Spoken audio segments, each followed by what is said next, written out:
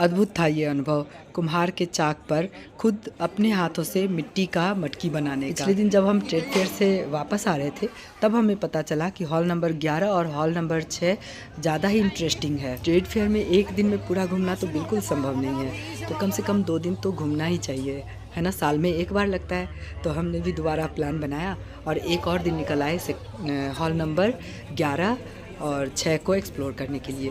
तो यहाँ हमने देखा कि इसे लोग इसलिए इंटरेस्टिंग बोल रहे हैं ना, क्योंकि एक ही हॉल में भारत के हर एक विशेष राज्यों का एग्जीबिशन लगा हुआ था, जो कि वो अपनी स्पेशल प्रोडक्ट के उत्पादन के लिए वो राज्य जाने जाते हैं, इसलिए ये बहुत ज़्यादा इंटरेस्टिंग था। जैसे ये देखा आपने, ये बेत का सामान भी यहाँ पर लगा हुआ है, बेत का बहुत ही सुंदर सुंदर बास्केट, चटाई। ये है हैदराबाद का स्टॉल, जहाँ मुख्य रूप से मोती पाया जाता है, प्योर मोती वहीं से मिलता है। तो मोतियों के बहुत ही सुंदर सुंदर गहने थे यहाँ पर, इयररिंग्स वगैरह कलरफुल स्टोन्स वाले, और गोल्ड प्लेटेड ज्वेलरी तो गोल्ड को भी फेल कर देने वाला था, बहुत ही सुंदर लग रहा था। और ये राजस्थान का स्टॉल था, जहाँ पर लकड़ी का बहुत ही फिनिशिंग वाला किचन अप्लायंसेस थे या फिर डेकोरेटिव आइटम्स। मुझे तो ये देखकर अमूड जैसा लग रहा था। हमने पूछा तो उन्होंने कहा कि ये हलवा है, ये ड्राई फ्रूट, जैगरी और बनाना का हलवा, ये व्हीट शुगर और ड्राई फ्रूट का हलवा, उधर डेट्स का हलवा था। और ये देखिए यहाँ भी आदिवासी हेयर ऑयल वाले पहुँच गए हैं, और ये आए हैं मैसूर से।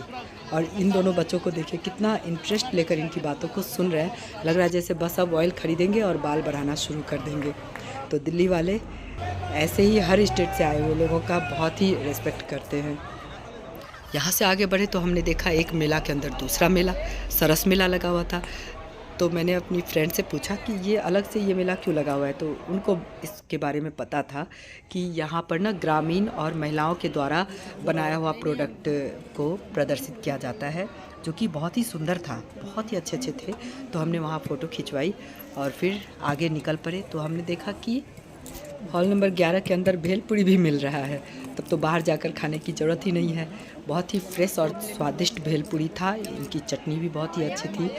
तो हमने 2 प्लेट बनवाया और भेलपुरी का आनंद लिया। पिछले दिन हमने झालमुड़ी खाया था, इस बार भेलपुरी खा रहे हैं, बहुत ही स्वादिष्ट था।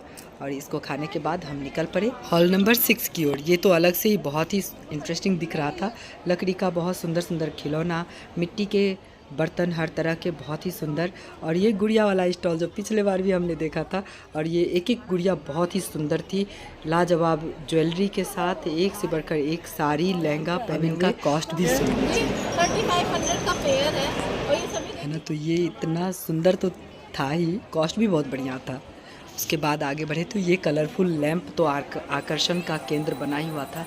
यहाँ पर लोग खरीदने से ज़्यादा ना फ़ोटो खिंचवा रहे थे, तो हमने भी थोड़ा बहुत यही किया। तो इस वाले हॉल में इंटरनेशनल स्टॉल्स भी थे, ये सारे विदेशी ड्राई फ्रूट्स हैं। अब ये देखिए सबसे इंटरेस्टिंग, ये चेस बोर्ड कितना ही सुंदर है, बहुत सुंदर सुंदर लकड़ी का था। यहाँ पेंटिंग भी अलग अलग डिज़ाइन के थे, बहुत ही सुंदर सुंदर। लहंगे का बहुत ही सुंदर कलेक्शन था यहाँ पर। ये लहंगा 12,000 का इन्होंने बताया था। और ये कर्नाटका सिल्क का स्टॉल है, बहुत ही सुंदर डबल शेडेड कलर कॉम्बिनेशन में सिल्क साड़ी यहाँ मिल रही थी, और एक एक कलर बहुत ही सुंदर यूनिक। और भी डिफरेंट टाइप के सिल्क पर कलमकारी प्रिंट की साड़ी, दुपट्टा बहुत ही सुंदर सुंदर था। यहाँ तक कि कॉटन साड़ी भी थी कलमकारी प्रिंट वाली, जो कि बहुत सुंदर थी। और बच्चों के लिए भी पूरी व्यवस्था है इस मेले में। यहाँ से जब हम आगे बढ़े तब जो हमने किया है ना, वो पूरे ट्रेड फेयर मेले का बेस्ट पार्ट था। हमने अपने हाथों से कुम्हार के चाक पर मिट्टी का मटका बनाया, और वो भी बहुत ही सुंदर बन गया एक बार में। बस वो मुझे गाइड करते गए और बताते गए कि कैसे कैसे करना है, और वैसे वैसे मैं अपना हाथ मोल्ड करती गई। मनचाहे शेप के अनुसार मैंने अपने हाथ को मोल्ड किया, उसी शेप का मेरा मटकी बन करके तैयार हो गया। इसलिए कहा जाता है ना कि प्रैक्टिस मेक्स एवरीवन परफेक्ट। तो ये जो है ना, मटकी बनाना या मिट्टी का बर्तन या चाक चलाना, ये सब प्रैक्टिस पर ही डिपेंड करता है। जितनी अच्छी प्रैक्टिस है उतना अच्छा आप शेप दे पाएंगे। तो इसे जब भी चिकना करना था, थोड़ा सा पानी दिया, हाथ लगाया, ये मटकी मेरा चिकना हो गया, और बस गोल मटोल छोटा सा क्यूट सा मटकी मेरा बन करके तैयार हो गया। और अब यहाँ पर खादी के प्रमोशन के लिए बहुत ही सुंदर सा स्पॉट तैयार किया गया है, जहाँ चरखा वगैरह सब है, गांधी जी की मूर्ति भी है, मूर्ति तो बहुत सुंदर है, बस ये चश्मा थोड़ा मुझे उल्टा लग रहा है। अगर आपको भी लग रहा है ना तो मुझे बताइएगा। राजस्थानी एक और स्टॉल मिला जहाँ पर बहुत ही सुंदर सुंदर फ्लावर वास थे लकड़ी के, और लकड़ी के ही पॉट्स थे, मसालादानी था, ड्राई फ्लावर्स थे। तो ये भी स्टॉल बहुत ही इंटरेस्टिंग था। एक और हैदराबादी ओरिजिनल मोती का स्टॉल था जहाँ हर कलर और हर डिज़ाइन का मोती मिल रहा था। प्योर सिल्क फैब्रिक का बहुत ही सुंदर कलेक्शन है यहाँ पर हॉल नंबर 6 में। तो अगर आप चाहते हैं लेना तो कल तक का टाइम है, आ सकते हैं। तो हमने भी इस बार के ट्रेड फेयर को बहुत ही अच्छे से एंजॉय किया, और अब इस मटकी को, जो कि अभी बहुत गीली है, सुरक्षित घर पहुँचाना है।